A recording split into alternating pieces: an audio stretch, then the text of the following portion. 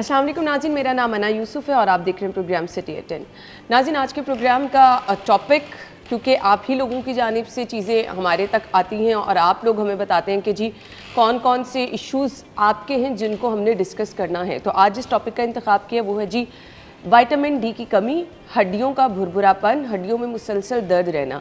अब मसला ये है कि बहुत सारे नौजवानों के हमें ये मैसेज आए हुए हैं कि कमर में दर्द बहुत ज़्यादा रहती है, लेग्स पेन बहुत ज़्यादा आम है। अब आई डोंट नो कि ये थकावट की वजह से होता है कि हम लोग एंग्जाइटी, डिप्रेशन, इन चीज़ों को भी साथ जोड़ने लगे हैं कि आप जिस्मानी तौर पर भी बहुत ज़्यादा थकावट का शिकार महसूस करना शुरू कर रहे हैं। हमारे लाइफस्टाइल आई थिंक इस तरह के हो चुके हैं, लेकिन लाइफस्टाइल से हटकर कुछ चीज़ें ऐसी हैं जिनको हमें इग्नोर नहीं करना, कुछ अलार्मिंग साइन जिनको हमने इग्नोर नहीं करना। एंड यस, ये जो हर बंदा, हम अक्सर सुनते हैं, मैं तो बचपन से ही सुन रही हूँ भाई कि पाकिस्तान में हर दूसरे बंदे को विटामिन डी की कमी है। क्यों है? हम ऐसा क्या कर रहे हैं? हमारी खुराक में ऐसी गलतियाँ हम क्या खाने में कर रहे हैं, या हमारे लाइफस्टाइल में ऐसी हम क्या गलतियाँ कर रहे हैं? और ये विटामिन डी की कमी अगर मुसलसल रहती है तो फिर आपके साथ मसाइल क्या हो सकते हैं? हम आज के इस टॉपिक पे गुफ्तगू करेंगे। अपने मेहमान का मैं तारुफ कराना चाहूँगी। डॉक्टर अब्दुल बासित साहब ने ज्वाइन किया है, ऑर्थोपेडिक सर्जन है। वेलकम कहेंगे। अस्सलाम वालेकुम डॉक्टर साहब। जी वालेकुम सलाम, thank you so much madam, बुलाने का शुक्रिया। आप city 42, you people are doing great job, thank you so much. आपके टाइम का भी बहुत बहुत शुक्रिया जी। आज के टॉपिक के हवाले से क्या कहेंगे? आगाज़ कर लेते हैं विटामिन डी की कमी। ये क्यों हर दूसरा बंदा कहता है कि जी बच्चों में, बड़ों में, पाकिस्तान में विटामिन डी की कमी है? वजह देखिए, इसमें जो विटामिन डी है या जिस्म में मौजूद बाकी दीगर विटामिन्स हैं, आप यूँ समझ लें कि जिस्म को अपने काम काज के लिए, अपने स्ट्रक्चर के लिए और अपने फंक्शन के लिए, ये दो मेन चीज़ें हैं ना, एक आपकी बॉडी है और एक आपका फंक्शन है। इन दोनों चीज़ों के लिए विटामिन्स की ज़रूरत होती है। अब बॉडी में बेशुमार विटामिन्स हैं जिनके अक्सर नाम आप सुनते हैं। विटामिन डी उसमें से एक इतना इम्पॉर्टेंट विटामिन है कि अगर मैं ये कहूँ कि आपके सर के बालों से लेके पैर के नाखूनों तक हर चीज़ में विटामिन डी का रोल है, हर चीज़ में, कहीं ज़्यादा कहीं थोड़ा। जैसे आपकी हड्डियों में तो विटामिन डी बड़ा इंपॉर्टेंट है। अब जिस्म का कोई हिस्सा ऐसा नहीं है जहाँ हड्डियाँ हैं, पूरा स्ट्रक्चर है, आपका ढांचा है, इसलिए ये सबसे इम्पॉर्टेंट विटामिन है। अच्छा, दूसरी बात ये कि हर बंदा इसकी कमी का शिकार क्यों है, या मेजॉरिटी क्यों शिकार है और पाकिस्तान में क्यों शिकार होते हैं लोग इसका। ये विटामिन वो है जो जिसको हम कहते हैं सनशाइन विटामिन, सूरज की धूप से मिलने वाला विटामिन। ज़्यादातर ये वहाँ से हासिल होता है। खुराक में बहुत कम खुराक ऐसी है जिसमें विटामिन डी की मुनासिब मिकदार पाई जाती है। अच्छा। या उतनी मिकदार पाई जाती है जितनी एक शख्स को ज़रूरत होती है। ठीक है। अच्छा, एक तो हमारी खुराक में वो चीज़ें नहीं होती बाज़ औक़ात, दूसरा हमारा जो सूरज का एक्सपोजर है वो नहीं होता, धूप का एक्सपोजर नहीं होता। हमारे यहाँ लोग उसमें खड़े नहीं होते, लोग सेंसिटिव होते हैं। हमारे पास क्या ज़बरदस्त टाइम है। नहीं, लेकिन लोग जाते नहीं है ना धूप में। असल एक मसला ये नहीं है कि हमारे यहाँ धूप नहीं है, धूप तो है, लेकिन लोग उसमें जाते नहीं हैं। उसमें दो तीन रीज़न्स हैं। बाज़ हमारे यहाँ बाज़ ख़वातीन हैं, वो उनका चेहरा ढांपती हैं, उसकी वजह से नहीं एक्सपोजर होता। बाज़ लोग जो हैं वो स्किन कॉन्शियस होते हैं, उस वजह से वो नहीं जाते कि जी हमें जल्द के मसाइल हो जाएंगे, वो मसला होता है लोगों को। तो धूप का इतना एक्सपोजर नहीं होता, जिसकी वजह, जैसे आप देखें कि बच्चों को माएँ जो हैं वो धूप में नहीं बिठाती कि इससे इनको मसला हो जाएगा, इनका रंग काला हो जाएगा। अब वो जो रंग काला है उसको गोरा करने के चक्कर में फिर विटामिन डी लो हो जाता है। फिर बाज़ हमारे मोहल्ले, घर, जगह ऐसी हैं जहाँ पे सूरज की रोशनी बहुत मुनासिब नहीं होती। बिल्कुल। तो उसकी वजह से हमारा ये खित्ता ओवरऑल, ये जो सब कॉन्टिनेंट है बर्रसगीर, इस तरफ सूरज की रोशनी का एक्सपोजर लोगों का कम होने की वजह से ये इशू होता है। अब बाहर आप देखें सन बाथ का कॉन्सेप्ट है, हमारे यहाँ ये नहीं है, क्योंकि हमारे यहाँ गर्मी वैसे ही ज़्यादा है, सूरज से लोग वैसे ही दूर भागते हैं, उनका कोई इतना शौक नहीं है सूरज में बैठने का या लेटने का। इस वजह से फिर हमारे यहाँ ओवरऑल विटामिन डी की कमी हो जाती है। अच्छा, अब गर्मियाँ हैं, लेकिन सर्दियों में तो आप इस चीज़ से फ़ायदा उठा सकते हैं ना? हाँ, लेकिन उठाते नहीं है ना लोग। मैंने आपको उसकी रीजंस बता दी है कि लोगों को स्किन का बहुत इशू है। बिल्कुल ऐसे हमारे यहाँ, उसकी वजह से लोग ये नहीं जाते। तो फिर ओवरऑल इसकी जो मिकदार है बॉडी में लोगों में कम रह जाती है। तो अगर हम प्रॉपर तरीके से धूप से फ़ायदा उठाएं तो इससे बहुत ज़्यादा फ़ायदा होता है। देखिए, बहुत सिंपल सा और कुदरती एक विटामिन है। कुदरत का एक खूबसूरती ये है कि जो अल्लाह ताला ने इंसान को बनाया है उसकी बहुत सारी चीज़ें उसको वैसे ही मिल जाती हैं। मसलन जो विटामिन डी है, जिस पे हम बाकायदा सिटी 42 वाले एक शो कर रहे हैं उसकी कमी पे, उसको हासिल करने का सिंपल तरीका ये है कि आप 10 से 15 मिनट सूरज की रोशनी में खड़े हों तो आपकी जो डेली डोज है, जो रिक्वायर्ड डोज है, वो पूरी हो जाती है। 10 से 15 मिनट। और उसके लिए आपको अल्ट्रा वायलेट शुआएँ चाहिए होती हैं सूरज की। आपने किसी किसी शीशे के पीछे खड़े नहीं होना, जैसे लोग अक्सर कहते हैं खिड़की जी के पीछे विंडो से तो धूप आ रही है। वो नहीं, वो उससे ये होती है कि वो अल्ट्रावायलेट रेस को रोक लेता है जो शीशा होता है, इसलिए आपने वहाँ नहीं होना। दूसरा, अगर लोगों को स्किन का इशू है तो उसका भी एक बड़ा अच्छा तरीका ये होता है कि आप डे टाइम में हो, जो सुबह की रोशनी है 9 से 10 बजे की आजकल का जो मौसम है, अच्छा। इसमें ये इस रोशनी में आपकी जिल्द के लिए जो नुकसानदेह चीज़ें हैं वो कम होती हैं। अच्छा, यानी ये भी एक अच्छी चीज़ सुबह, आपने बता दी। तो दोनों के लिए आपके लिए अच्छा टाइम है, सुबह 9 से 10। अच्छा, या आप एक सिंपल ये बनाएं कि जब आप सुबह उठते हैं, अगर आप लेट जाते हैं ऑफिस या आपके टाइमिंग है, तो आप अपने टेरेस पे या वॉक करते हुए आप 10 से 15 मिनट सूरज में खड़े हो, ठीक है, और कोशिश करें कि उस टाइम आपका एक्सपोज्ड पार्ट ज़्यादा हो, आपके बाजू, जिल्द, चेहरा आपका ये। और दूसरा, अगर सर्दियों के दिन है तो फिर सर्दियों में तो आफ्टरनून की धूप भी जो है या उस टाइम जो थोड़ा सा होता है वो भी सूरज में तपश कम होती है उसकी, और उसकी मैक्सिमम रेज आपको मिल रही होती हैं, तो वो बड़े आराम से पूरा हो जाता है। ये कोई इतना मुश्किल नहीं है, खासकर बच्चों को, हमारे बच्चों को अगेन वही है और प्रेग्नेंट फीमेल्स को। अच्छा, हाँ, इनको बहुत ज़्यादा ज़रूरत होती है, क्योंकि ये वो टाइम होता है जिस टाइम पे आप में ग्रोथ हो रही है। जो बच्चा है उसकी हड्डियाँ बढ़ रही हैं, और जो फीमेल है उसके अंदर एक बच्चा जो है वो परवरिश पा रहा है, उस दौरान उसको फिर विटामिन डी की ज़्यादा ज़रूरत होती है। चलिए जी, ये बहुत तो अच्छी चीज़ ये चीज़ करने से बड़े आराम से वो हासिल कर सकते हैं। अच्छा, अब आपने बच्चों की बात की तो हमारे यहाँ एक ये भी ट्रेंड है कि जब बच्चा पैदा होता है तो कहा जाता है जिसको खूब अच्छे से मालिश करके धूप में लिटा दें, वो भी देखिए, ये जो पुराना कॉन्सेप्ट था वो यही है ना बेसिकली। उसके तो दो बेसिकली होते थे पर्पस। एक तो धूप में लिटाने से ये होता है कि बच्चा जब पैदा होता है तो उसको एक फिजियोलॉजिकल जॉन्डिस होता है, जिससे उसका रंग पीला हो जाता है, तो उसको जब धूप में लिटाया जाता है छांव में, तो फिर उससे वो उसका ट्रीटमेंट है। तो एक तो जो हमारा जो विजडम चला आ रहा है माँओं और दादियों से और नानियों से, उसके पीछे ये रीज़न थी। और दूसरी रीज़न फिर विटामिन डी है, जो कि ज़ाहिर आप धूप में अगर लेटते हैं तो उससे बड़े अच्छे से आपको हासिल हो जाता है। सो जो हमारे बने बनाए हिकमत के असूल हैं उनमें भी बहुत ज़्यादा साइंस है, नो डाउट। अच्छा, उसमें बच्चों को जो मालिश करने का तरीका है, कुछ लोग तो बहुत ज़ोर से बच्चों को मालिश करते हैं, कमज़ोर सी बच्चों वो की तो हड्डियाँ बड़ा होती एक कॉमन है, आपने मसाज ही करना होता है ना। छोटा बच्चा जो है उसको आप इतना ज़ोर, बल्कि बाज़ लोग तो फ्रैक्चर कर लेते हैं, इतने ज़ोर से जाते हैं, तो उसकी कोई ज़रूरत नहीं है। आप बड़ा जेंटल मसाज करें अपने बच्चे को। छोटे बच्चे को तो वैसे भी मसाज की इतनी ज़रूरत नहीं होती। मसाज की ज़रूरत उस बंदे को पड़ती है जिसकी एक्टिविटी हो, जो बच्चा भागता है। जैसे 5 साल का बच्चा, 6, 7, 4, 5 साल, ये जो एज है, इस एज के बच्चे हाइपर एक्टिव होते हैं, बहुत ज़्यादा भागते हैं जी। स्कूल में, गली में, एक्टिविटी उनकी ज़्यादा है। डाइट उनकी उतनी बैलेंस नहीं होती, वो दूध पे ही अक्सर बच्चे चल रहे होते हैं, और उनकी खुराक में गोश्त की मिकदार, अंडे की मिकदार, फल की मिकदार, सब्जियां, ये चीज़ें नहीं होती। उससे फिर बच्चे विटामिन डी और कैल्शियम की कमी का शिकार हो जाते हैं। बच्चे खासकर कैल्शियम की कमी का शिकार होते हैं ज़्यादातर जो होते हैं। उससे फिर उनमें ग्रोइंग पेन स्टार्ट हो जाती हैं। सही। अब आप अक्सर बच्चे शिकायत करते हैं कि जी शाम के टाइम सारा दिन खेलने के बाद ये जो घुटने से नीचे का हिस्सा है, टांगे जो हैं, पिंडलियाँ, ये दर्द करती हैं उनकी। तो उसके पीछे एक बड़ी वजह कैल्शियम का लो होना, विटामिन डी का लो होना है, और उनको फिर मसाज की या इन चीज़ों की ज़्यादा ज़रूरत होती है। सही। सो डॉक्टर साहब, आपने जिक्र किया कि प्रेग्नेंट ख़वातीन के लिए भी बहुत ज़रूरी है। एक माँ का विटामिन डी की कमी की अगर शिकार है तो बच्चा भी क्या फिर विटामिन डी की कमी का शिकार ही पैदा होगा? अच्छा, देखिए, जो बॉडी के अंदर विटामिन डी है, जो बच्चा है, कुदरत ने ऐसा सिस्टम किया है कि उसको तो खुराक मिल जाती है, बिल्कुल। ज़्यादातर वो माँ से खुराक ले लेता है। बहुत सारी सूरतों में ऐसे भी होता है कि अगर वो डेफिशिएंसी बहुत ज़्यादा है तो जाहिर है फिर वो तो नहीं उसको मिल सकेगी, लेकिन अक्सरियत उसकी खुराक पूरी होती है। मसला आता है माँ में ज़्यादा। अच्छा, माँ में क्या मसला आता है? हमारे यहाँ ये बड़ी कॉमन आप कंप्लेन सुनेंगी कि प्रेग्नेंट फीमेल थी या बच्चा हो गया, अब उसके बाद उनको कमर में दर्द है। जी बिल्कुल, कमर में दर्द है, हड्डियों में दर्द है, जोड़ों में दर्द है। उसके पीछे एक बड़ी वजह विटामिन डी का लो होना है, क्योंकि बच्चे को जब विटामिन डी जाता है तो माँ की फिर आप यूँ समझ लें कि हड्डियाँ जो हैं वो उसमें पिघल के उसके अंदर खुर के वो उसके अंदर जा रही हैं, उसकी खुराक पूरी हो रही है, तो वो माँ फिर उस वक्त डाउन हो जाती है। इसलिए उस टाइम पे उसको विटामिन डी, एक बंदे को अगर आप समझें कि 600 इंटरनेशनल यूनिट्स रिक्वायर्ड हैं, तो जो प्रेग्नेंट फीमेल है उसको 800-900 तक भी इंटरनेशनल यूनिट्स रिक्वायर्ड होते हैं, क्योंकि उसने 2 लोगों की परवरिश करनी है, एक अपनी और एक बच्चे की। ठीक हो गया जी, हम ब्रेक की तरफ जाएंगे और सप्लीमेंट्स की मैंने बात करनी है, लेकिन उससे पहले वो कौन सी खुराक है जो कि आपकी विटामिन डी की कमी को पूरा कर सकती है, जो कि बच्चों के लिए, बड़ों के लिए लाजिम मलजूम है कि आपकी खुराक में ये वाले जो अनासर हैं लाजमी होने चाहिए। ब्रेक ले लें, ब्रेक के बाद आते हैं। स्टे विद अस।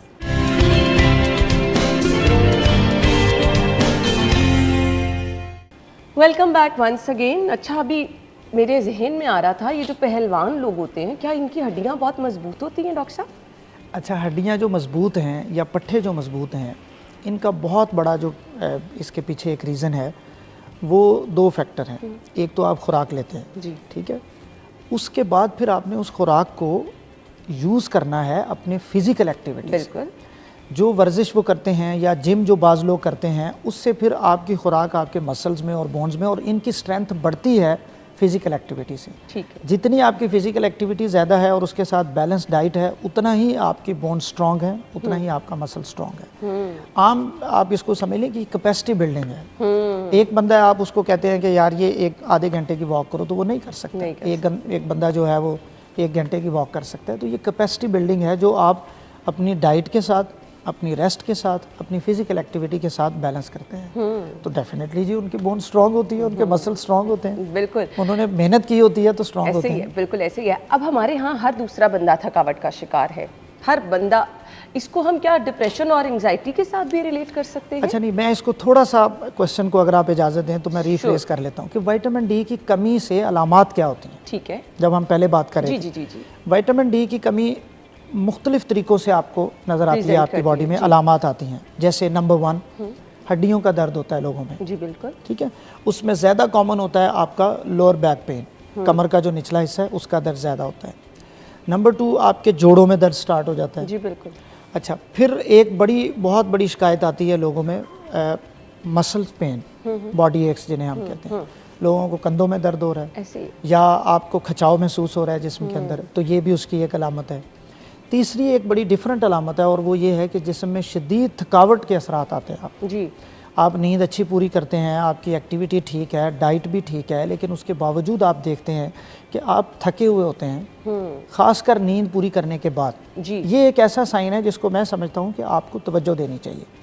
8 घंटे 7 घंटे नींद जब आपने ली है, उसके बावजूद आप ठीक नहीं हैं, फ्रेश नहीं हैं, तो इसका मतलब है कि कुछ चीज़ ऐसी चल रही है जिस पे आपको तवज्जो देने की ज़रूरत है। जी। उसकी एक बड़ी वजह विटामिन डी का लो होना है। ठीक है। नंबर 4 एक बड़ी रीज़न आप देखेंगे लोगों में आ जाती है, वो होता है कि विटामिन डी आपके इम्यून सिस्टम को मजबूत करता है, जो क़ुव्वत मुदाफ़त जिसे हम जी कहते हैं। बिल्कुल बिल्कुल। अच्छा, आपको ज़ुकाम, नज़ला, बुखार, मौसमी बीमारियां बहुत जल्दी लगती हैं और बहुत देर से ठीक होती हैं। तो one of the reasons is low vitamin D. ठीक एक रीज़न ये हो सकती है। ठीक। फिर इसके साथ मूड स्विंग्स भी आते हैं। आपको डिप्रेशन के साइंस आने लग जाते हैं, बिल्कुल। आपको एंजाइटी के साइंस विटामिन डी लो होने से आने लग जाते हैं। तो ये एक रेंज होती है बेसिकली विटामिन डी की कमी की अलामात की। ठीक है। वो मुख्तलिफ तरीक़ों से मुख्तलिफ लोगों में प्रेजेंट करती हैं। बाज़ लोगों में वो सारी आती हैं, बाज़ लोगों में कोई अलामात आती हैं, कोई नहीं आती। जी। तो ये 4-5 चीज़ें ऐसी हैं जो विटामिन डी की कमी की वजह से लोगों को फेस करनी पड़ती हैं। खुराक से कैसे कमी पूरी की जाती है? अच्छा, आम तौर पे खुराक में इसकी मिकदार कम होती है, ठीक है। लेकिन फिर भी कोई बाज़ खुराक ऐसी है जिसे आप ले सकते हैं। जैसे अंडे की जो जर्दी है, उसके अंदर विटामिन डी बहुत ज़्यादा मिकदार में होता है। अच्छा। तो आप अंडे की जर्दी से विटामिन डी ले सकते अच्छा, हैं। हमारे यहाँ अब ट्रेंड क्या है? वो जो जर्दी लोग लोग डाइट कर फेंक रहे देते होते हैं, फेंक देते हैं। लोग जर्दी फेंक देते हैं, लेकिन जर्दी लेनी चाहिए। अच्छा, बाज़ लोग ज़ाहिर है एक जब इनफ है हर रोज? 2 भी ठीक है। ठीक है। एक का मसला नहीं है, 2 वो भी एक ठीक हमारे है। यहाँ ट्रेंड है ना, वो बीपी हाई हो जाता है जर्दी खाने से। देखिए, ये मैं मसला हो ऑर्थोपेडिक जाता है। सर्जन हूँ, कमेंट नहीं कर सकता, लेकिन फिर भी मैं आपको बताऊँ बेस्ड अपॉन माय नॉलेज और अपने जो हमारे बीपी के या ब्लड प्रेशर के दोस्त हैं डॉक्टर्स, इससे फ़र्क नहीं पड़ता ज़्यादा। सही। बाज़ लोग कहते हैं कि ठीक है, ये हमारे यहाँ हमारे ख़ित्ते में बाज़ चीज़ों को तासीर से जोड़ा जाता जी, है, ये भी बिल्कुल एक ऐसे। चीज़ है, ठीक है, उसका भी एहतराम किया जाना चाहिए कि लोग कहते हैं कि इसकी ठंडी तासीर है, इसकी गर्म तासीर है, लेकिन जाहिर है साइंस तो इसको इतना नहीं मानती। जी बिल्कुल। तो आप अंडे की जर्दी 2 भी अंडे ले सकते हैं, कोई हर्ज नहीं है, और फिर खासकर इस मौसम में भी ले सकते हैं, गर्मियों में जून तो जुलाई की नहीं, गर्मी नहीं, में नहीं, भी। नहीं। भाई मैं लेता हूँ, मैं आपको कह रहा हूँ, कोई कोई ऐसी बात नहीं है कि सिर्फ ये कहने की बात है, आप ले सकते हैं, खासकर अपने बच्चों को ज़रूर दें। ठीक है। ठीक है, तो अंडे की जर्दी से विटामिन डी आपका बड़ी आसानी से पूरा होता है। नंबर 2, फ़िश में ये विटामिन डी बहुत होता है, लेकिन अब तो ज़ाहिर है मौसम है, हमारे यहाँ लोग इस मौसम में बिल्कुल मछली छोड़ बिल्कुल देते हैं। बिल्कुल ऐसे ही है। तो जब ये मौसम इसका हो तो आप फ़िश से पूरा कर सकते हैं। अच्छा, कॉड लिवर ऑयल होता है, फ़िश का जो होता है ना ऑयल, उससे भी ये इसके कैप्सूल्स भी आते हैं बाज़, उससे भी पूरा हो जाता है। फिर एक बड़ा अच्छा सोर्स इसका जो होता है वो जो कलेजी होती है ना जानवरों की, खासकर गाय की कलेजी, अच्छा। बड़े जानवर की कलेजी, उससे ये बड़ा अच्छा सोर्स इसका होता है। सही। फिर ये आपके जो ऑरेंज जूस है या घर में बनाए हुए फ्रेश जूसेस हैं, उनमें भी कुछ मिकदार इसकी होती है। बाज़ार से लेने की बजाय अगर आप घर में बनाते हैं तो उसके अंदर भी आपको अच्छी मिकदार, या आपके जितने सीरियल्स हैं इनमें भी इनकी कुछ मिकदार मौजूद होती है, नट्स में कुछ मिकदार होती है। तो ये कुछ वैरायटी है जिसमें आपको मिल सकती है। और अब इसमें हम ये नहीं कह सकते कि आप फ़लाँ चीज़ नहीं खा सकते, फ़लाँ नहीं खा सकते, ये अब मल्टीपल चीज़ें डॉक्टर साहब ने बता दी हैं। तो अपनी खुराक में आप अगर ये चीज़ें शामिल रखेंगे, ख़ास तौर पे बच्चों में, अंडा तो अब हर कोई अफोर्ड कर सकता है, तो लाजिम है आप सब लोगों के लिए अंडे का इस्तेमाल लाजमी करें, ताकि हम जो बच्चों से कहना शुरू कर देते हैं जी बच्चों में कमी है, बच्चों में कमी है, तो बच्चों को जब शुरू से आपने आदत डाली होगी तो ऑब्वियसली फिर फ़ायदा भी होगा उनके लिए। अच्छा जी, एक और चीज़ है डॉक्टर साहब, आपने वो मछली के तेल के कैप्सूल की बात की। हर बंदा खा रहा होता है, मैंने तो अक्सर देखा है बाहर से कोई आ रहा होता है जी हमारे लिए वो कैप्सूल लेते आना, तो क्या ये बहुत फ़ायदेमंद होते हैं? अच्छा, हो भी सकते हैं और नहीं भी। इसके लिए But जो हर सबसे किसी के इम्पोर्टेंट लिए। मैं आपको बताता हूँ, जो सबसे इम्पोर्टेंट चीज़ है वो ये है कि अब हमारे यहाँ विटामिन डी की कमी विटामिन्स, खुराक, ताकत, यूट्यूब, सोशल मीडिया, ये इतना ज़्यादा हो गया कि अब मुझे लगता है लोगों में इसकी ज़्यादती होने लग गई। बाज़ लोगों में इसकी ज़्यादती होने लग गई है, और वो इस तरह होती है कि लोग किसी डॉक्टर के कहे बगैर, लोग अपना विटामिन डी लेवल चेक करवाए बगैर, किसी ज़रूरत के बगैर वो ले रहे होते हैं। तो वो कोई इतनी अच्छी चीज़ नहीं। आप जो कैप्सूल्स आते हैं मार्केट में, 2 लाख इंटरनेशनल यूनिट वाला कैप्सूल आता है, लोग हर हफ्ते एक ले रहे होते हैं। वो कैप्सूल अगर आप ले रहे हैं तो बराए मेहरबानी मैं आपको ये कहूँगा कि अपना विटामिन डी का लेवल चेक करवाएं। अच्छा। क्योंकि जब विटामिन डी का लेवल बहुत ज़्यादा हो जाता है तब भी उसके असरात आते हैं। ओहो। विटामिन डी टॉक्सिसिटी एक अलग से मर्ज़ है जिसकी आपको अलामात ज़ाहिर होती हैं। सो आपने अपने विटामिन डी के लेवल को 30 से 100 के दरमियान रखना होता है। ठीक है। अब 30 से 25 से ये बहुत नीचे आ जाता है तो फिर इसकी ज़्यादा डेफिशिएंसी है। अगर आप 50-60 पे रखते हैं तो वेल एंड गुड, बहुत अच्छा है ये। फिर विटामिन डी का बेसिक जो इसकी अलामात आती हैं या जो इसकी ज़्यादती के साथ जो आप कह रही हैं ना, जो लोग कैप्सूल्स लेते हैं उनकी क्या नुकसानात हो सकते हैं, वो इसके फंक्शन के साथ ज़ाहिर होते हैं। विटामिन डी का बेसिक फंक्शन ये होता है कि इसने कैल्शियम को एब्जॉर्ब करवाना होता है। आप अक्सर सुनते होंगे लोग कहते हैं जी विटामिन डी के साथ आप कैल्शियम भी लें।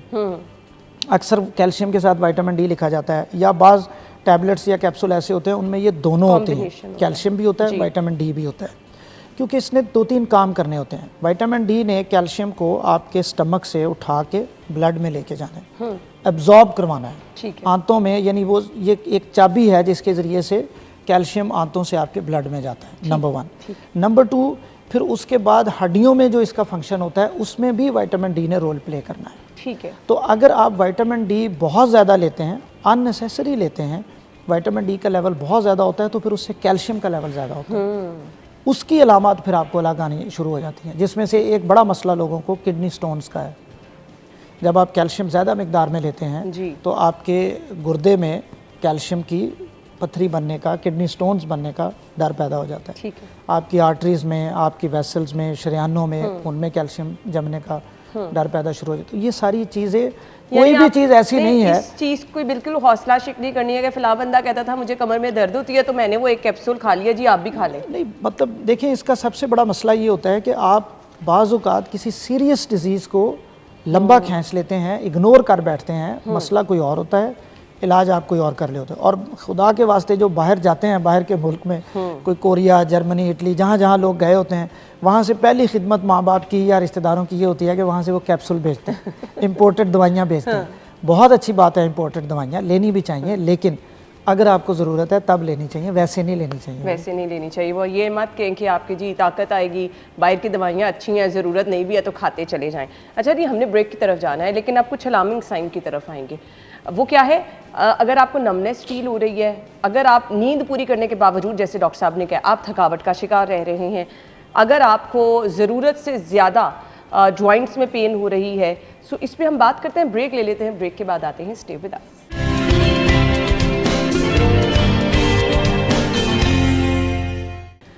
Welcome back once again. एक बार फिर से आपको खुश आमदीद कहेंगे। एक बहुत बड़ा इशू शायद 1-2 दफ़ा मैं पहले भी जिक्र कर चुकी हूँ, मुझे खुद ये फील होता है, नमनेस रहना। बहुत लोग कहते हैं जी पाँव सो जाते हैं, हाथ सो जाते हैं, एक साइड अगर आप टर्न करें या एक साइड पे अक्सर आप सोए रहें तो आपको लगता है दूसरी साइड आप टर्न नहीं कर सकते, एक साइड पूरी आपकी सो जाती है। ऐसा क्यों होता है डॉक्टर साहब? देखें, जो सुन होना है ना, हाथों का सुन होना, अगर हम इसको स्पेसिफिक बात करें, या बाजू का सुन होना या आपकी गर्दन में दर्द होना, ये जितनी अलामात आती हैं ये उस वक्त आती हैं जब आपके नर्व्स के साथ, यानी जो सिस्टम आपके ब्रेन के साथ कनेक्ट है, वहाँ कोई प्रॉब्लम आता है। अच्छा। कोई मसला ऐसा हो जाए जिसकी वजह से आप या तो लंबे अरसे के लिए प्रेशर रहे उसके ऊपर, या उसमें कोई मसला ऐसा हो जाए कि वो अब प्रेशर रिलीज़ नहीं हो रहा, तो उसके बाद वो जगह, उसका एरिया ऑफ डिस्ट्रीब्यूशन, मैं इसको आम इस तरह से एक्सप्लेन करता हूँ कि आप ये समझ लें कि एक पानी का पाइप है और उसके आगे कुछ एरिया उससे सप्लाई हो रहा है, तो अगर आप उसमें प्रेशर देंगे तो फिर आगे वो जो सप्लाई है वो मुतासर होने लग जाती है। जैसे ही वो डिस्ट्रीब्यूशन डिस्टर्ब होती है, साथ ही आपको ये अलामात आने लग जाती हैं, नमनेस होने लग जाती है, कीड़ियाँ चलने लग जाती हैं बाज़ लोगों को, हाथों में, पैरों में, टांगों में। तो उसके पीछे वजह जो है वो आपका नर्व्स का जो सिस्टम है उसका मसला होता है। ठीक है। आम तौर पे जो मसाइल आते हैं, जैसे जो टांगों की नमनेस है वो और तरह उसकी रीज़न्स हैं, और जो हाथों और बाजुओं की नमनेस है उसकी रीज़न्स और होती हैं। होता यूँ है कि जो ये हमारा ब्रेन है, इसके नीचे यहाँ से हराम मगज़ आता है जो बिल्कुल नीचे तक आता है मोरों के साथ साथ जी।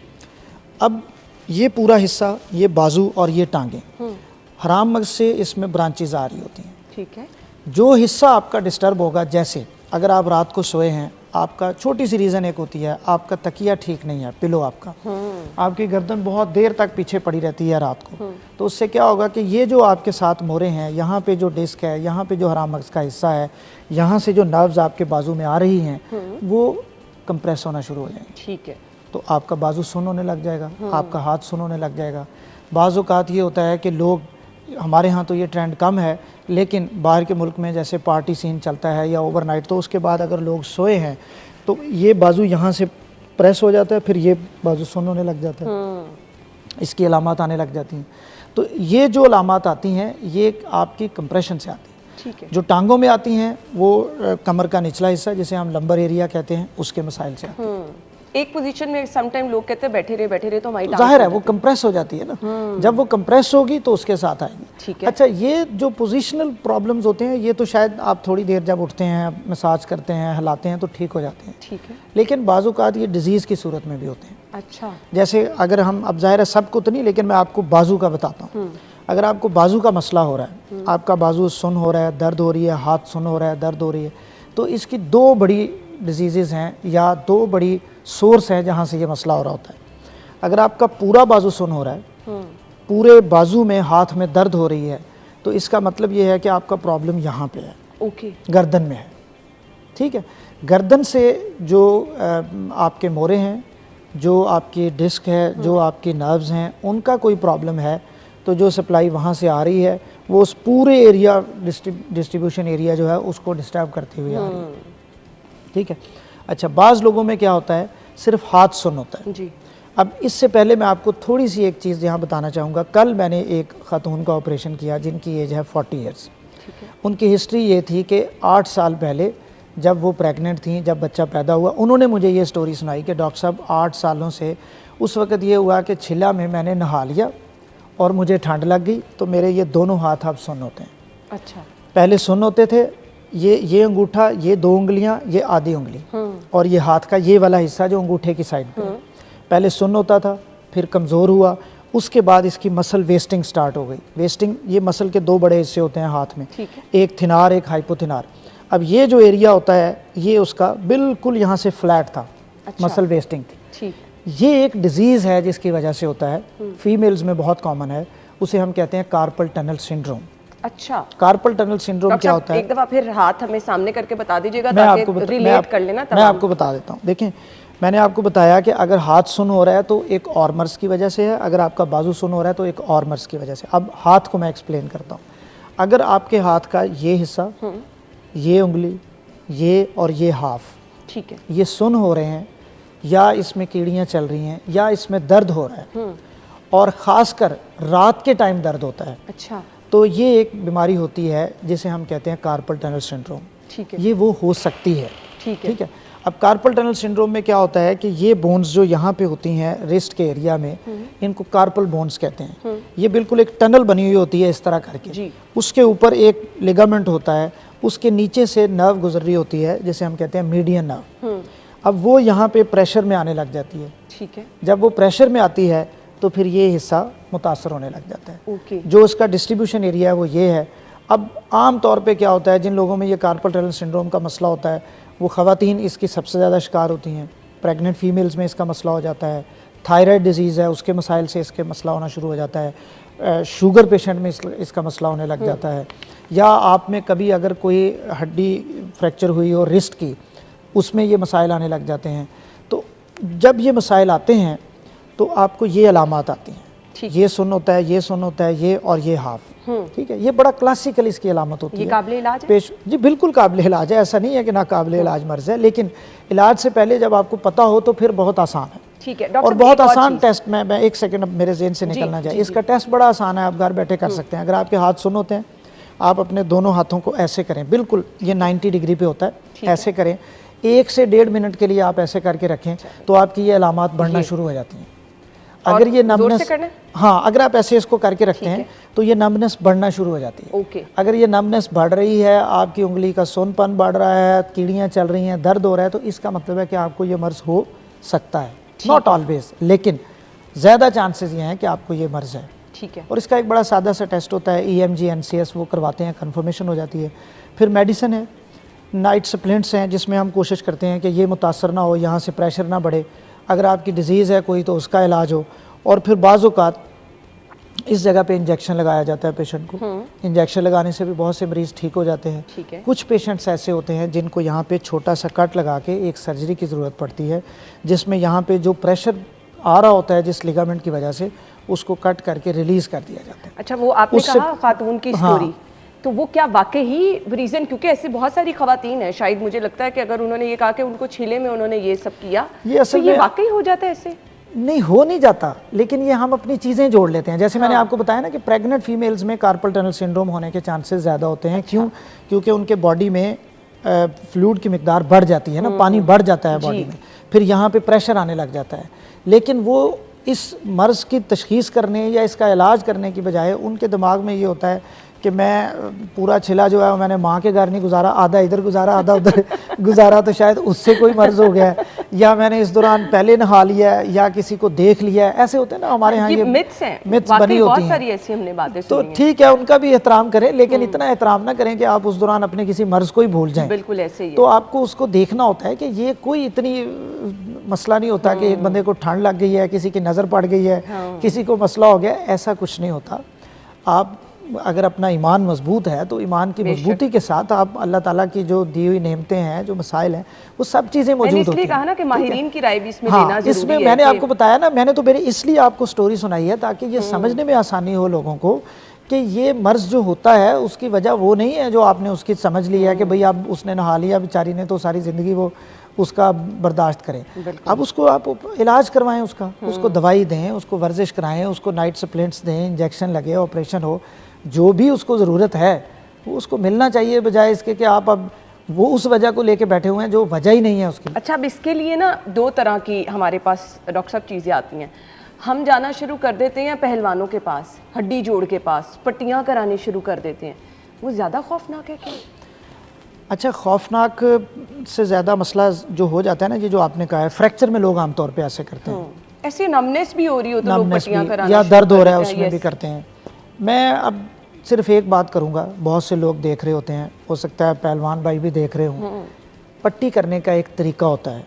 अच्छा, जब आप पट्टी करेंगे और उसके पीछे आप ये समझते हैं कि ज़ोर से पट्टी की है, हमारे यहाँ ये एक बड़ा कॉमन है कि यार डॉक्टर ने अगर बहुत शदीद दर्द कर दिया तो इसका मतलब है उसे मेरा मर्ज़ पता चल गया। ये बेवकूफ़ी है, इसका कोई ताल्लुक नहीं होता इसके साथ। अब यहाँ फ्रैक्चर है, एक छोटा बच्चा है, मैंने उसको, अब मेरे पास तस्वीर है, मैं आपको दिखा नहीं सकता, उसका हाथ जो था यहाँ पे फ्रैक्चर में ज़ोर से पट्टियाँ की हुई हैं। ठीक है, ज़ोर का उसके साथ कोई ताल्लुक नहीं है। हमारे एक उस्ताद हैं, ऑर्थोपेडिक सर्जन हैं, वो कहते थे कि जब आप ज़ोर लगा रहे हैं ऑर्थोपेडिक्स में, इसका मतलब है आपकी टेक्निक गलत है, ज़ोर कोई इसमें रिक्वायर्ड नहीं होता।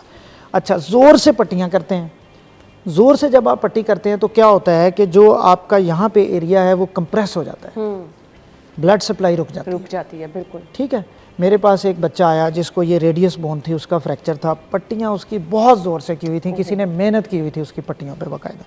उसका ये पूरा हाथ जो है ना, ये ओह माय गॉड, फूला हुआ था इतना ज़्यादा। अब क्या होगा कि जब हाथ फूल जाएगा, उसकी ब्लड सप्लाई डिस्टर्ब होगी, तो वो आहिस्ता आहिस्ता डेड होना शुरू हो जाता है, सिंड्रोम हो जाता है, फिर वो डेड हो जाता है, फिर वो ब्लैक होना शुरू, तो वो ख़राब हो जाता है एरिया सारा। ठीक है, तो पट्टी आप ठीक है, आपके पास कोई आया है, आपने ही पट्टी उसकी करनी है, लेकिन थोड़ी बहुत समझ के पट्टी करें आप उसकी।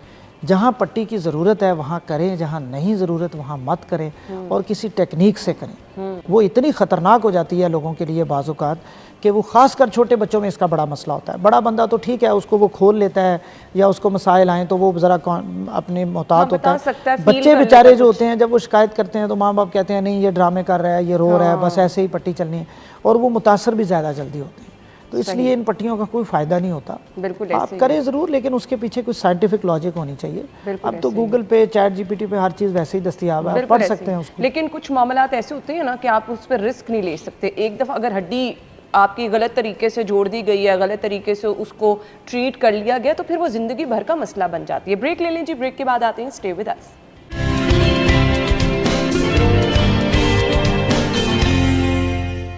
Welcome back once again. Doctor Abdul Basit हमारे साथ मौजूद हैं। वी होप कि जो चीज़ें आप पूछना चाह रहे थे हम वो तमाम चीज़ें डिस्कस कर रहे हैं। सो इनको रिलेट भी कीजिए अपने साथ अगर आपको इस तरह के मसाइल हैं। डॉक्टर साहब, अक्सर लोग कहते हैं कड़ल पड़ जाती है, तो नाड़ पे नाड़ चढ़ जाती है, क्या होता है?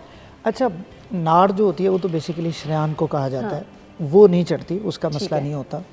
कड़ल जो पड़ जाते हैं लोगों को, वो 2-3 चीज़ें होती हैं। या तो बाज़-औक़ात मसल क्रैम्प हो जाता है। अच्छा, मसल क्रैम्प किस वजह से होता है कि आपने कोई फिज़िकल एक्टिविटी ज़्यादा कर ली है, या आप बैठे हुए हैं, या आप में कैल्शियम की कमी है, तो उस वजह से आपको मसल क्रैम्प स्टार्ट हो जाते हैं। दूसरी जो चीज़ होती है वो वही है जिसको हमने पहले डिस्कस किया कि आपकी नर्व कंप्रेशन हो जाती है। वो जब ज़्यादा देर के लिए हो जाती है, या आपका पट्ठा कोई डिस्टर्ब हो जाता है, तो फिर आपको ये अलामत आने लग जाती है। वो उसका बड़ा आसान जो इलाज होता है वो ये है कि आप अपनी पोजीशन को चेंज करते हैं, तो उससे आपको वो ठीक होना शुरू हो जाता है। या आप मसाज करते हैं, उससे ठीक होने लग जाता है। या आप उसकी जो भी, अगर आपको बार बार ये मसला हो रहा है, तो या आपको रेस्ट का प्रॉब्लम होता है उसमें, या आपको कैल्शियम विटामिन डी का प्रॉब्लम होता है, डाइट का प्रॉब्लम होता है, तो उससे वो ठीक हो जाता है। तो वो बड़ी, उसको इतना ज़्यादा करने की बजाय आप उसको सिंप्लीफाई करें तो वो ज़्यादा आसान है, ज़्यादा आसान हो जाता है। एक और चीज़, हम जब बात कर रहे थे कि पट्टी वगैरह करा दी जाती है, तो मैं अक्सर लोगों को देखती हूँ बाजू में दर्द हो रहा है, पाँव में दर्द हो रहा है, तो हमने घर में भी पट्टियाँ रखी होती हैं। हम कोई ट्यूब या ऑयल से मसाज करके वो पट्टी बांध लेते हैं और 2-2 दिन बंदी रहने देते हैं। अच्छा, उसका फ़ायदा भी होता है बाज़-औक़ात। पट्टी में सबसे बड़ा प्रॉब्लम यह है कि पट्टी में अगर आप उसको टाइट ज़्यादा करेंगे तो उसके नुकसानात होंगे। अगर आप टाइट नहीं करते तो फिर कोई नुकसानात ज़्यादा नहीं होते। उसका फ़ायदा होता है, वो बेसिकली एक टकोर जिसको हम, जिस तरह हम लोग बाज़-औक़ात करते हैं ना, उसका क्या होता है कि जब आपको किसी जगह पे दर्द हो रही है तो आप वहाँ पे मसाज करते हैं, उसके बाद आप पट्टी कर लेते हैं, तो उससे फिर आपका वहाँ का टेम्परेचर बढ़ जाता है। अच्छा, टेम्परेचर बढ़ने से आपका जो ब्लड सर्कुलेशन है वो बेहतर होती है, उससे हीलिंग प्रोसेस बेहतर होता है, तो आपको सुकून मिलना शुरू हो जाता है।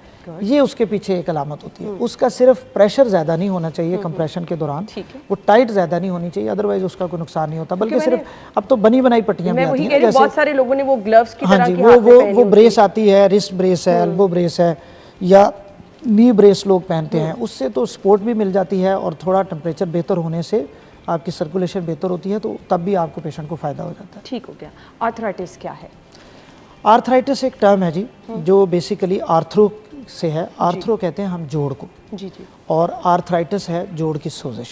ठीक है। अब ये एक डेफिनेशन के साथ, अब इसकी आगे बेशुमार टाइप्स हैं, तमाम को मैं थोड़ा थोड़ा आपको एक्सप्लेन कर देता हूँ। जैसे हमारे यहाँ एक बड़ी कॉमन जो होती है आर्थराइटिस, वो है गैंठिया, उसे हम कहते हैं, हमारी लैंग्वेज में कहा जाता है कि जी गैंठिया है। वो रिमाटॉइड आर्थराइटिस होता है। रिमाटॉइड आर्थराइटिस की अलामत अलग हैं, ऑस्टियोआर्थराइटिस की अलामत अलग है, गाउटी आर्थराइटिस की अलामत, हर आर्थराइटिस की अलामत उसके लिहाज से होती हैं। ठीक है। मसलन अगर एक शख्स है, मोस्ट प्रोबेबली फीमेल, ख़वातीन में ज़्यादा होता है, 30 to 40 ईयर्स एज है आपकी। आप तो डराते चले जा रहे हैं। मैं डरा नहीं रहा जी, देखिए सबके घरों में ख़वातीन है, लेकिन बाज़ बीमारियां ऐसी हैं कि उनकी कई ख़वातीन में ज़्यादा है, कई मर्दों में ज़्यादा है। तो 30 to 40 ईयर्स एज है अगर आपकी, आपको जिस्म के सारे हिस्सों में दर्द होता है, सारे जोड़ों में दर्द होता है, या एक से ज़्यादा जोड़ों में दर्द होता है, सही। और ख़ासकर छोटे जोड़ों में दर्द होता है। छोटे जोड़ कौन से होते हैं? हाथ के जोड़, ठीक है। आपके ये छोटे छोटे जोड़ जो उंगलियों के पोरों के जोड़ हैं, आपके पैर के जोड़ होते हैं छोटे, इनको हम छोटे जोड़ कहते हैं। और आपको जिस्म में स्टिफनेस बहुत होती है, अकड़ाव बहुत होता है, ख़ासकर सुबह के टाइम। ठीक है। इसे हम मॉर्निंग स्टिफनेस कहते हैं। जो जब आप सो के उठते हैं तो आपके जिस्म बहुत अकड़ा हुआ होता है और तकरीबन आधे पौने घंटे से 1 घंटे तक वो आपको थकावट उस टाइम रहती है। मॉर्निंग स्टिफनेस जो 1 घंटे तक रहती है। ठीक है। तो ये अलामात जो बन जाती हैं, इसको हम आम तौर पे कहते हैं कि इस शख्स को गठिया हो सकता है। अच्छा। जिसे हम रिमेटॉइड आर्थराइटिस कहते हैं। ठीक है। इसका ट्रीटमेंट अलग है। ठीक है। अच्छा, दूसरा हमारे यहाँ जो बड़ा कॉमन एक पाया जाता है वो है ऑस्टियोआर्थराइटिस। उसका ज़्यादा जो अटैक होता है वो आपके घुटनों पे होता है। ठीक। आपके नी जॉइंट में पेन है, उसकी एक डिस्क्रिप्शन अलग है, अलामत अलग हैं। 50-60 साल एज इसकी होती है आमतौर पे, ओल्ड एज में होता है ये मसला। और आपके जो जोड़ों के अंदर जो झिल्ली है, जो लुब्रिकेशन का काम करती है, जो एरिया उसको जोड़ को नरम रखता है, वो डिस्टर्ब होने लग जाता है, उसका वियर एंड टियर स्टार्ट हो जाता है। ठीक है। उसके बाद वो उसे हम कहते हैं डीजनरेटिव चेंजेस आ जाती हैं। वो चेंजेस आने के बाद, खासकर नी जॉइंट में आने के बाद क्या मसला होता है कि जो नी जॉइंट में ऊपर और नीचे वाली हड्डी में दरमियान में गैप है, स्पेस है, वो कम हो जाती है। ठीक है। जब वो कम हो जाती है, जोड़ रगड़ खाने लग जाता है, रगड़ खाने से फिर दर्द होने लग जाती है, सोजिश होने लग जाती है, उसे हम आमतौर पे कहते हैं ऑस्टियोआर्थराइटिस। ठीक है। ये और चीज़ हो गई। फिर गाउटी आर्थराइटिस होता है जो यूरिक एसिड के साथ होता है। अच्छा। यूरिक एसिड का डिस्क्रिप्शन या उसकी अलामात ये होती हैं कि वो आम तौर पे किसी एक जोड़ में होता है। ओके। जिस्म के बाकी सारे जोड़ों में बाकी नहीं हिस्सों होता। में नहीं होता। और वो जो एक जोड़ है वो ज़्यादातर आपका जो अंगूठा है पैर का, बिग टो, उसका जो जोड़ है उसमें होता है। अच्छा। उसकी अलामात क्या होती हैं कि आपको वो जोड़ जो है बिग टो का, वो उसकी सोजिश हो गई है, उसकी रेडनेस हो गई है, वो सुर्ख हो गया है, वो दर्द करता है टच करने पे, या सडन आपको लगता है कि यार आप कहीं गए हैं, शादी ब्याह, कोई खाना खाया, गोश्त खाया आपने, और उसके बाद अब आपको 2-3 दिन से ये मसला स्टार्ट हो गया, तो इसका मतलब ये है कि आपको यूरिक एसिड का प्रॉब्लम हो सकता है। तो ये डिफरेंट टाइप्स होती हैं आर्थराइटिस की, जिनका ट्रीटमेंट, जिनकी अलामात उसकी अलामात और ट्रीटमेंट के लिहाज से होता है। ठीक है। और ये काबिल इलाज है, लेकिन बर वक्त अगर इसका इलाज आप देखिए बिल्कुल काबिल इलाज है, लेकिन सबसे इम्पॉर्टेंट ये होता है कि आप अपने मर्ज़ को सबसे पहले उसकी तशख़ीस करवाएं। अब वो वक्त नहीं है कि आप उस पुरानी चीज़ों को देखने की कोशिश करें कि यार ये ऐसे होता है, वैसे होता है। आप उसकी कोई साइंटिफिक रीज़न, कोई साइंटिफिक लॉजिक, कोई टेस्ट, कोई ब्लड टेस्ट, कोई लेबॉर्ट्री टेस्ट, वो करवाएं, अपनी तशख़ीस करवाएं। मतलब आप सोच नहीं सकती कि ये कितना पेशेंट के लिए एक किस्म की ब्लेसिंग होती है कि एक बंदा 6 महीने से रोज़ ये कह रहा है कि यार मेरे जिस्म में दर्द होती है। बिल्कुल सही कह रहे हैं आप। और अब वो उसकी दर्द ख़त्म नहीं हो रही। और यहाँ हमारे ख़ित्ते में तो ये रवाज है कि मर्द ख़वातीन 2-2.5 महीने तो अपने दर्द को बेचारे वैसे ही बर्दाश्त करते रहते हैं। बिल्कुल सही। वो कहते हैं कि यार चलो कोई नहीं, अभी ठीक हो जाएगा, खुराक खा ली, ये कर लिया, वो कर लिया, ठीक। शिकायत बंदा उस वक्त करता है जब उसकी दर्द नाकाबिले बर्दाश्त है और उसकी रूटीन लाइफ डिस्टर्ब हो रही है। जी बिल्कुल। अब जब वो शिकायत करता है और आपने 2 दवाइयाँ लिखे दी हैं उसको, और उसके बाद वो हफ्ते बाद कहता है जी मैं बिल्कुल ठीक हो गया हूँ, तो ये एक नेमत है। बिल्कुल। इसको आप इसी तरीके से ठीक करने की कोशिश करें, बजाय इसके कि आप उसको लेके फिरते रहते हैं और वो बेचारा डिस्टर्ब होता है बंदा। अच्छा डॉक्टर साहब, ये तमाम अलामात के साथ ना कुछ लोग क्या करते हैं, फिजियोथेरेपी कराना शुरू कर देते हैं, तो फिजियोथेरेपी का रोल क्या है इसमें? फिजियोथेरेपी देखें, अब बेसिकली फिजियोथेरेपी से भी इम्पॉर्टेंट चीज़ है आपका लाइफस्टाइल। अब फिजियोथेरेपी बहुत इम्पॉर्टेंट है, उसका बहुत रोल है, वो बहुत फ़ायदेमंद है, लेकिन सारी चीज़ें साथ चलती हैं। ठीक है। सबसे पहले आप अपनी तशख़ीस करवाते हैं। जैसे मतलब एक मिसाल है, एक बंदे को कमर में दर्द है, तो कमर में दर्द एक बहुत सादा सी रीज़न से लेके बहुत ख़तरनाक रीज़न तक भी हो सकती है। किसी शख्स को बहुत ख़तरनाक बीमारी भी हो सकती है और किसी शख्स को बड़ी सादा बीमारी भी हो सकती है।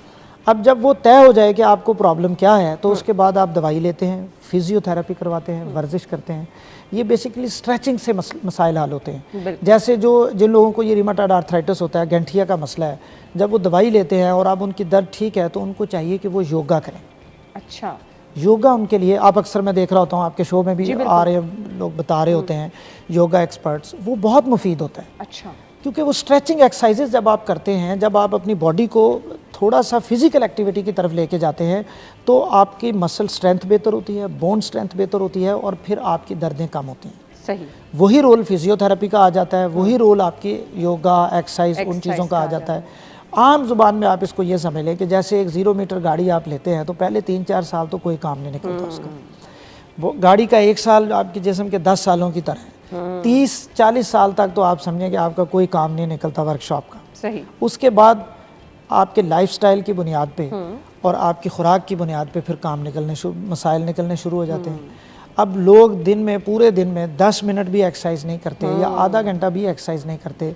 मैं हमेशा ये कहता हूँ, आपके शो में भी बाज़-औक़ात बात हुई है कि किसी फैंसी एक्सरसाइज की, किसी बड़े जिम की, किसी मतलब ज़रूरत नहीं है। बिल्कुल। आप कुछ एक्सरसाइजेज सीख लें जो आपको फ़ायदा देती हैं, किसी से पूछ लें, फिजियोथेरेपिस्ट से, किसी डॉक्टर से, यूट्यूब पे आपको मिल जाती हैं बेशुमार।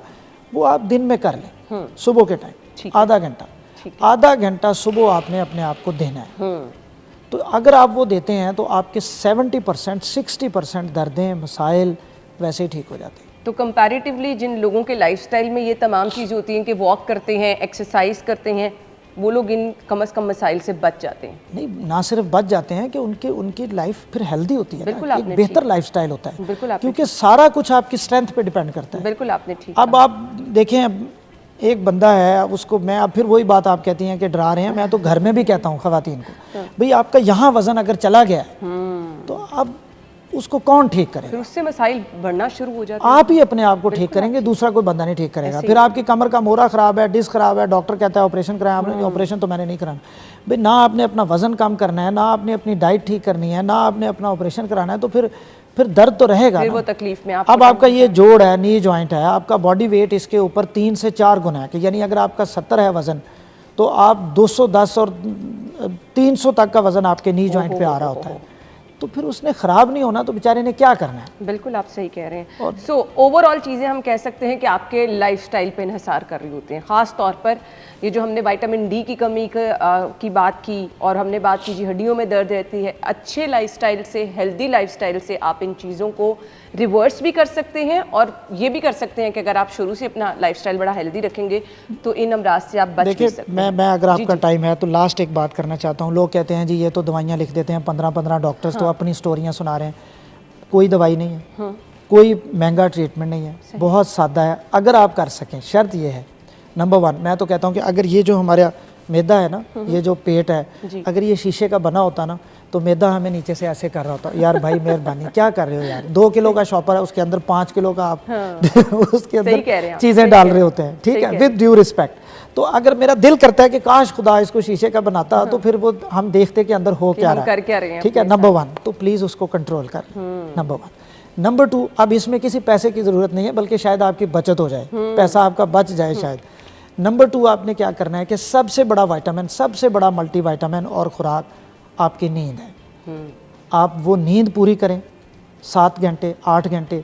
ये एक बहुत फजूल कॉन्सेप्ट बना हुआ है, फलां बंदा 4 घंटे काम करता है, उसने बहुत तरक्की की, कोई खाक तरक्की नहीं उसने की। आप अपनी नींद पूरी करें। और नंबर 3, आधा घंटा अपने आप को सुबह दें, जो मर्जी करें आप। पुशअप्स लगाए, पुराने वक्तों में स्कूलों में बैठ के लग रही होती थी, सिट स्टैंड हो रहा होता था, आप वो कर ले, आप बिल्कुल फ्रेश रहेंगे, कोई आपको बीमारियां नहीं होंगी। ये सेहतमंद जिंदगी का, और हमसे भी जान छूट जाएगी आपकी। सेहतमंद जिंदगी का राज डॉक्टर साहब ने बता दी। थैंक यू सो मच, बहुत बहुत शुक्रिया। नाज़रीन हमें इजाज़त दीजिए, अल्लाह हाफ़िज़।